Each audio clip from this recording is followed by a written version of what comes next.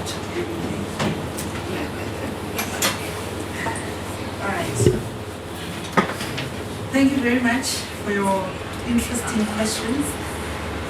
I'm going to start with Brother Malinga. If you notice, we have been saying brother, sister, not comrades, because we are a civic movement, not a political party. And our vision and mission is to unite Africans. Africans were living in one continent. They did not have countries. But they woke up one day, a white man took a ruler and divided us. And we woke up having different flags. We knew each other as brothers and sisters. So the unity starts from how we call each other. So these are my brothers and sisters, you are my brothers and sisters.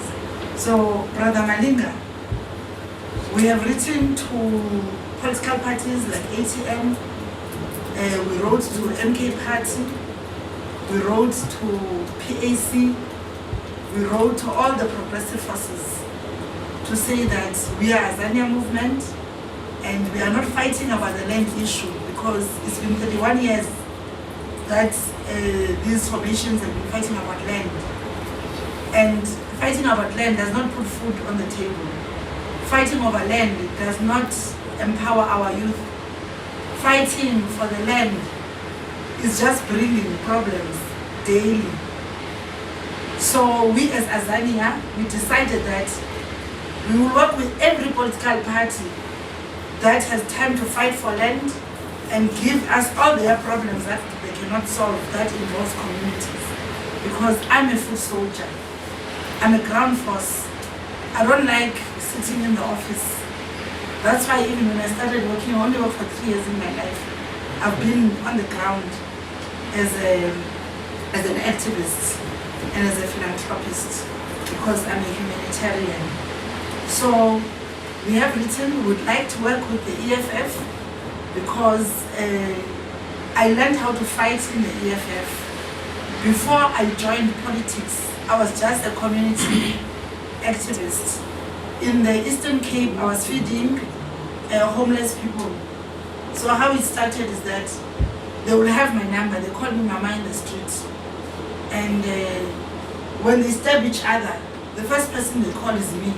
I'll be sleeping there in Konobi by the beach, and I'll receive a call from the hospital at Frey to say, Mama, Rasta is stabbed. I have to stand up and go to Frey Hospital. When I get to Frey Hospital, there's a red tape that you need to have an ID. They can't take you. Whether you are South African and whatever it is, they can't attend to you. I used to be that activist that would take a bag, put a homeless person with intestines out like this, and I will let the doctors to operate on this person. So this person must die just because now they don't have an identity. Of course they are homeless, but you need to make sure that you deal with it afterwards. So we want to work with all political parties. They can fight for land. We are going to fight for the real issues that are facing our communities, not tomorrow, now. So that's what we stand for, because that's what we are used to. How are people going to trust us? Consistency. I just made one simple example about me in my other life being a philanthropist. Go to the Eastern Cape, go to the streets and ask about me. Go to Kempton Park, Corner Long Street and Monument Road. Go to Kempton Express and ask them, what have they seen from 2008 until now, what I've been doing for the communities. So we don't have a problem with trust issues, because we are consistent and we want to be honest with the people. And that's why I was even fired from Afrika Movement, because I'm honest, I fight for what is right. We don't go to people like Afrika Movement went to the people consulting, lying to the people. Floyd Shivambu said to the Xhosa king, that this year won't end in the Xhosa Kingdom without putting a borehole. Today is the 18th of December. I want to call the king and ask, is that borehole there? Immediately when Floyd was telling everyone, we're going to put a borehole here in the Xhosa Kingdom because we sort out real issues. The following day, Shumelo Biko called me to say, can you please organize someone to get a borehole there? Why did the president lie to the people? Why did he promise something that he could not deliver? When I was in Parliament, I was serving as the executive in the Committee of Executive Undertakings, where you listen to ministers. A minister is not allowed to lie. You can take them accountable. So that is what we're going to teach the people of South Africa. We're going to do civic education in all rural areas. Cindy so asked a question, how are we going to deal with traditional leaders? We are going to use their venues. We wrote a letter to the king of Abatemu Kingdom to say that we want to start there at Abatemu Kingdom. He must give us those halls. Every kingdom in South Africa, they have buildings that the government have built for them, but those halls, they don't do anything.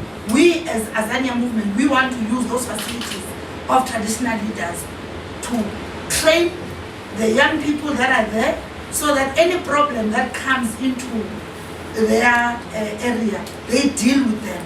We've got very good leaders. I don't want to mention their names because we are going to announce them, but we do have people that are highly qualified on political education, civic education and research, that will go and take young people, train them and let them train others so that they know their human rights, they know their Bill of Rights, and they know everything that so that people can fight for themselves.